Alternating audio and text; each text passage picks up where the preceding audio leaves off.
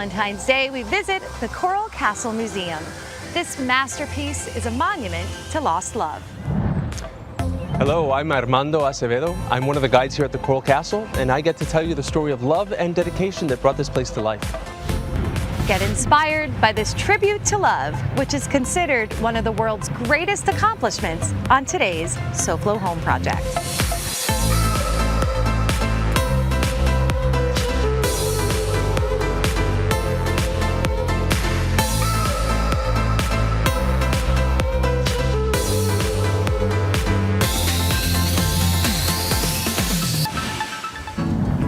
Welcome to SoFlo Home Project. I'm Alena Capra. History has given us some amazing examples of what the human spirit can do in the name of love. One man's quest to build an entire coral castle single-handedly in the 1920s is truly extraordinary. Hi, Alena. Hi. Welcome to Coral Castle. Thank you so much. I am excited to be here today. Yeah, we're glad to have you here today. So we are here with Armando Acevedo. You are a tour guide here at Coral Castle. Yes. So Armando, legend has it that Coral Castle was built as a monument to love. That is absolutely true. The story is from a Latvian immigrant. His name is Edward Leedskalnin, born in Latvia in 1887. And the gist of the story is that when he was 26 years old, he falls in love with a girl named Agnes who is 16. That's the love of his life. He calls her his sweet 16, and this is a dedication to her. Wow. So how long did this take to complete? He took 28 years building, and then he started giving tours here around 1939, 1940. So he did this without much help. This was sort of a feat of one man. Yeah. The story is that he built the place by himself at night without letting anybody see. So Armando, this is the main entry. Yes. Main entries have certain things. I'm seeing a bell. Yes, indeed. Was that the doorbell? That was Ed's doorbell. Now, here's the thing. When Ed started, he didn't have a lot of money. So he'd go to the junkyard and get old car parts for free and make his own tools out of that. This is an old car part. It's an old transmission from a Ford truck. There was a sign that used to say, "Ring bell twice." If you rang the bell one time or 3 times, he wouldn't open the door because you couldn't follow directions. That's how Ed was. Wow. But if you rang twice, he'd come downstairs, bring you in, and give you a tour. So a lot of this here, it looks like even furniture pieces are kind of carved out of coral rock. What's right in front of us here? Was this a gate of sorts? Exactly. This is essentially a turnstile. And it's more of a showpiece for him to show off that he could do all these things with this heavy, heavy rock. This is called the 3-ton gate. So that is, this moves? This moves. It's 6,000 pounds of solid rock, and it's balanced on the rear axle of an old Model T Ford. Wow. Yeah. Do you want to see it move? Yeah, let's see this. We're just going to give it a push, and then I'll Okay. we're going to push this way, and then you push the other way. Okay. So I'm going to push it here, and there you go, 6,000 pounds. Wow, and with ease. With ease, yeah. I mean, this is pretty amazing. Yeah. And to think about the feat of what this is. It is not big crews doing this. This is a labor of love of one man. Exactly. When we talk about indoor-outdoor living, we love to talk about design trends here on SoFlo Home Project. Of course. This might be, you know, one of the early examples of that here in South Florida. Absolutely. I mean, I think this is the original in many ways. He really took it to the next level because there are a lot of almost furniture-like pieces throughout in this coral. Absolutely. You have a dining table, you have a little bedroom, which was more representational, but if you wanted to just catch a few rays, you could totally do it out there. There's plenty of places to just lounge out here and relax and enjoy our weather here in South Florida. I mean, this is perfect. And when you think about where Ed came from, so he was a lover of obviously the new warm climate where he has moved. Yes. Coming here to South Florida, you kind of have to adjust, and I think he found his little paradise. Absolutely. Right here. It is a beautiful piece of paradise made with things from Florida. Local sourcing, and I can't wait to explore more because there's a lot to see, a lot of great tales to tell. I can't wait to show you. Before we go and explore the grounds, I feel like we should give this turnstile one more push. By all means, go ahead. I can't believe we're moving this much stone. 6,000 pounds. Coming up, we look at the use of coral rock to create a stone garden on SoFlo Home Project. Not all impact windows are the same. We're going to show you what we're recommending for this homeowner on today's SoFlo Home Project.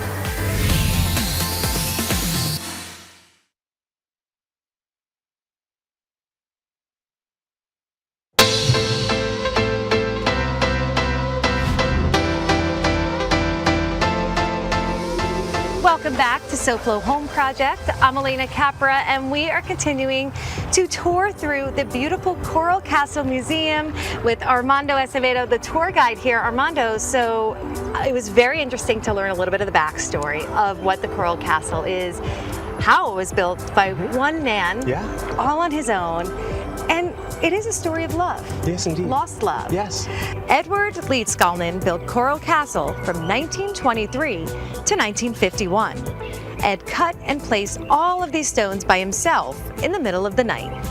Since this is Valentine's week, I thought it would be nice to kind of talk about this heart-shaped table right here and the story behind that. This is a great monument. This is called the Feast of Love table, and it's certified by Ripley's, believe it or not, as the largest stone Valentine in the world at 5,000 pounds. Wow, how amazing is that? Yeah. So talk about a cool Valentine's tie-in. Yes, indeed. This right here. Yeah. Now the story is that Ed always wanted his girl Agnes to have flowers, his sweet 16. So this is bougainvillea. She'll have flowers here soon again. Wow. Yeah. So I kind of think this is, again, such a cool way to, he kind of wove in this love story throughout the build of this entire home. Yeah. And now there's some personal tie-ins to this space as well. Yes. On Valentine's Day here, it's a very romantic day here. We do celebrations for people renewing their wedding vows, and we have people that get married here as well. I became a notary so that I could marry people here on Valentine's Day, and my personal connection is that I got married here in November of the 2020. It's part of my story now too. I love that. So you really truly have an amazing personal connection to this. So this sounds like it's truly such an amazing romantic spot. Yeah, and you can imagine the wonderful photos that people take right here at the Feast of Love table.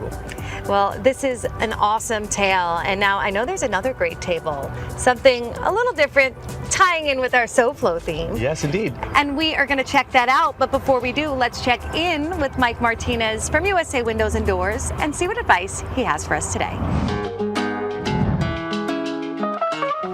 Mike here with USA Windows and Doors. I get a lot of questions about when's the right time to change my windows. Today we're going to take a look around this house and I'll show you what to be looking for. So as we walk up to this window and we take a look, there's some pretty obvious signs there's issues here, right? You see the shading and you see the dirt. You might actually think that's just dirty windows. You might think that that's something that doesn't really have any real problems. The reality is this is delamination. It's a clear sign that the glass is separating. And in this particular case, these windows, which are custom-made windows, they need to be replaced. They have no structural stability. They're primed for a hit and shattering. So we're here on the other side of the room, and you can see it's a rainy day, and a lot of moisture just hangs on this glass, and it's building up right along here.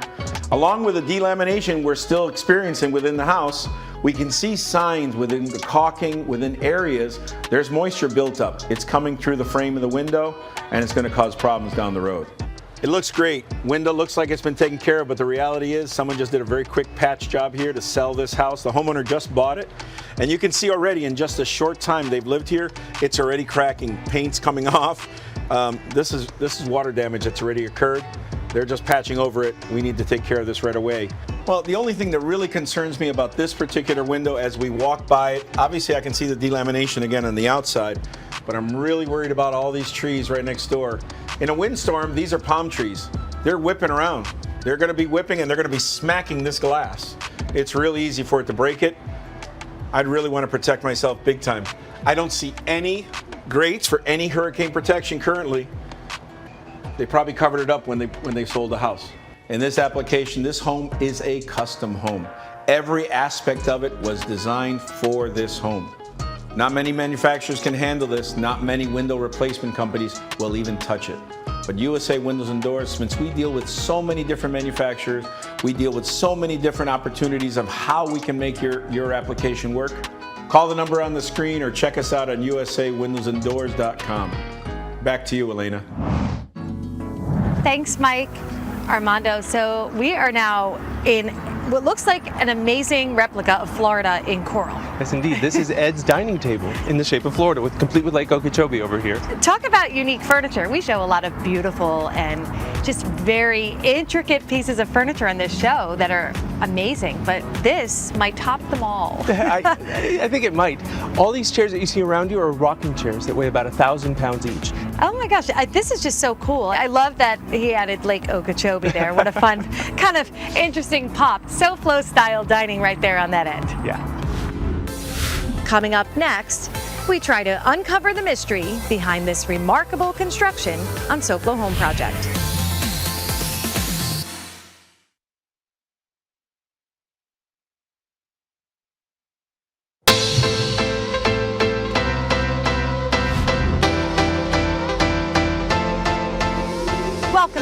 SoFlo Home Project. I'm Alena Capra, and we are continuing to tour the Coral Castle Museum here in Homestead with one of the tour guides, Armando Acevedo. Armando, so we have gotten to see some really interesting parts of sort of this House of Lost Love. Yes, We've indeed. seen the heart-shaped table, the world's heaviest Valentine. Yes. And a really great replica of the state of Florida as a dining table. Ed never revealed how he was able to move the giant stones all by himself. All he would say is that he understood the laws of weight and leverage. When he died in 1951, all of his secrets died with him. I love the tales that kind of come out of this place. It's been so interesting to see that. But I also love that there's so many amazing kind of structures carved and kind of milled out of this coral. Yes. Now, Ed was very interested in astronomy, which is the connection that you see here with the planets. For example, this is the moon. The small crescent represents Venus. You have Saturn over here and Mars as well. So Ed believed that a man's home was his castle. So, of course, he made the one throne for him, front and center, the main one. There's one here for his sweet 16, the love of his life, and one for the kid they never had together. Now remember, she never came here, but that was his idea. So however, there's it was one chair ready for them. Yes, but there's one chair that's more important than all the other ones, which happens to be the most uncomfortable chair in all of Coral Castle. Do you know who he made it for? I would love to know who. His mother-in-law. Wow. Now, we didn't make that up. That's something that he said himself. His idea was that if he ever got married and she came to visit, she wouldn't stick around too long. Definitely not staying too long. No. But are these comfortable? Can we try them? You can try them on. So let's see. Absolutely. Oh, this is not bad. This is Yes. actually nice. And we have to figure that this is weathered coral. At one point, it was definitely smoother, like you had mentioned. Yes, indeed. So we talk about architecture being a series of moments throughout a property, and Coral Castle has many interesting moments throughout. So I see a beautiful fountain right from up here.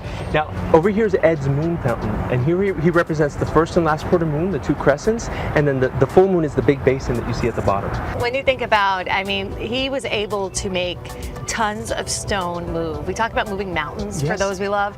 He moved tons of stone for the woman that he loved who never got to see this and appreciate it. Yeah. Armando, so I believe there's more heavy stone that actually moves here easily. Yes, now I showed you the 3-ton gate at the entrance, but there's one gate that's even heavier, that's more significant. We're going to show it to you this way. All right, let's check it out.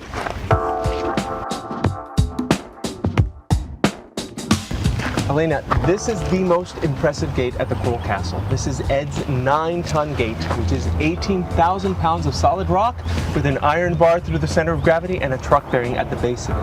And it worked from the time that he installed it in the 1930s until 1987. So this 9-ton gate was able to easily be moved by those entering in and out. Exactly. They said that it was so well balanced that a kid could push it open with just one finger. Wow, what a phenomenon when you think about that. Speaking of phenomena, I have a very interesting story to tell you. In 1987, they took the whole thing apart because it got stuck. And they found that at the base of it was a rock that it was resting on. And the rock they took to the University of Florida, and they couldn't identify what the rock was. From there, we get one of the most popular stories about the Coral Castle, that it was built with the help of aliens. That's amazing. What an interesting twist to the tale. Now, if you like, I can show you the aliens. So where would we find them? There's a couple of representations inside. There's a stone that Ed built as a monument to Stonehenge, and you can see an alien face up there if you look closely. And there's also a sculpture that Ed made that shows you that it's coral rock with a little portrait of him, but a lot of people say that that's a portrait of an alien. Well, that might explain how one man plus some friends perhaps built this whole place. Yeah, possibly. Now here's the thing. I tell all my guests that come visit us, I'm going to tell you all the stories that I've heard about the Coral Castle, and you decide how you want to tell the story. I have my own preferences, but I let people decide for themselves. It's a great way to do it. Your imagination can take you wherever it wants to go when you're here. Next, we leave the stone garden and head indoors to explore more of Ed's home on SoFlo Home Project.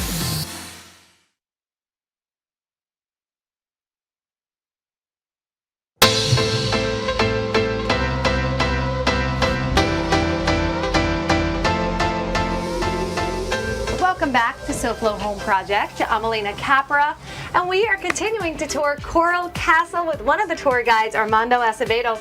Armando, so we have seen the outdoors areas. We've toured the grounds. We've learned some amazing stories and some interesting facts as well. It's been a really cool journey through here. But now we're inside the tower. Yeah. And this is where Ed would sleep and work. This is Yes. like a workstation. Yes, this is Ed's tool room where 25% of his tools remain. The rest disappeared over the years that he was after he died. But you can see that most of his tools here are made out of old car parts, a lot of the heavy equipment that he used, and upstairs is where he lived for the last 10 years of his life. Wow, so we talked about how he repurposed a lot of things, repurposing all the car parts. Yeah. And it's kind of cool the way everything is displayed Yes. here. You kind of envision these being used Yeah. to create all of what is Exactly. outside. And I have something really interesting to tell you about, which is Ed's generator, which is back here. Wow. Now, this is a thing, the handle, he used to rotate that hard enough and fast enough to illuminate a few light bulbs and show off to the kids that would come to visit that he can make electricity. That's one story.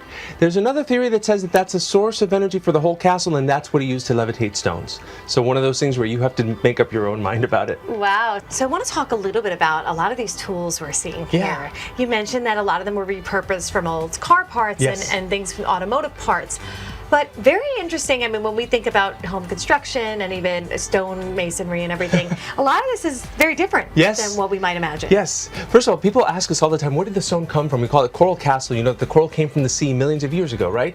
Where did he bring the rock Right, how did he from? bring it all in? Exactly. Now, the thing is, the rock, you're standing on it. The rock is our bedrock here in South Florida, so he had to get it out of the ground. They're very simple, but the most important tool that he used are these metal bars that are leaned up against the wall. Those are leaf springs from old trucks. Wow. So he would sharpen those and flatten them and lay them on the ground to break the rock from the bottom surface, and then with tripods and pulleys he could lift the rocks and put them in place. So that's how he quarried the stone, with those simple leaf springs. Wow, and he did a lot of this right here. You Yeah. had mentioned some of the coral he bought in from other locations when he had worked. Yes, exactly. But right outside of here, Yeah. it was taken. From the walls of the tower and the walls surrounding the park come from right here, and we can see the quarry on the other side of this wall. Wow, Yeah. very, very cool stuff. Yeah. You can do a lot of thinking here Yeah. and envisioning and imagining Yes, indeed. how it came to what it is. Yeah. Now, in the upstairs area was his sleeping quarters. So let's talk a little bit about what we would find there. Well, first of all, the most important thing about upstairs is if you count the steps leading up to the front door, you're going to find that there are how many? 16? 16. For the love of his life is sweet 16, exactly. So we talk about that underlying theme, the house of almost lost love, as Yeah, we say. exactly. And devotion to her. Yeah, exactly. So upstairs, what you're going to find is a little kerosene stove where he used to cook.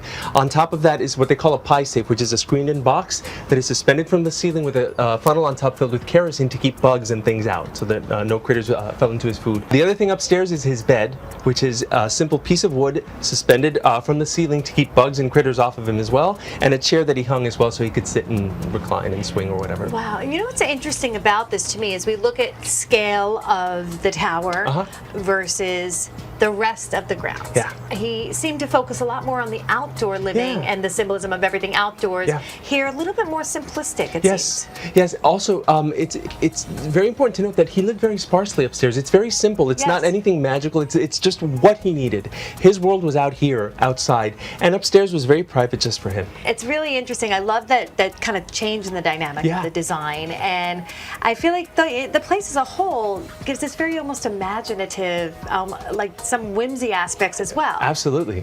And you can see our guests coming to see, like, oh my gosh, this is so cool. This is, you tell the story of Goldilocks and the Three Bears, or you see a table in the shape of a star or a table in the shape of a heart. It's his imagination just ran wild here, and you can see it. Yeah, I think it just was like endless creativity. Yeah. And then, of course, endless vision of how this all happened. Yeah. And it really been an amazing tour, learning more, learning the stories, and Yeah. of course, seeing all of this in person here Yeah. in Homestead at Coral Castle. It's really neat. I mean, I grew up here in Florida, in Miami. I didn't come here until I started guiding here, so I didn't get to see everything in action the way it was back in the day, but I'm glad I get to tell the story now. It's really important to me. Yes, and it's an amazing story to tell, and Yeah. hopefully viewers at home get a chance to experience this at some point in time, because it's really a cool part of South Florida and Right. history here. Absolutely. I hope they do. Well, I want to thank you so much, Armando. This has been a pleasure. I've learned so much, and it's been such an enjoyable day, so thanks so much for spending some time Thank with you, us. Elena. I really appreciate it, and happy Valentine's Day. That's right. Happy Valentine's Day to all. And now, let's take a look at what design inspiration we have planned for you next week on SoFlo Home Project. We look at design compromise for couples with opposite tastes. We tour a beautiful home transformed by a minimalist husband and a maximalist wife.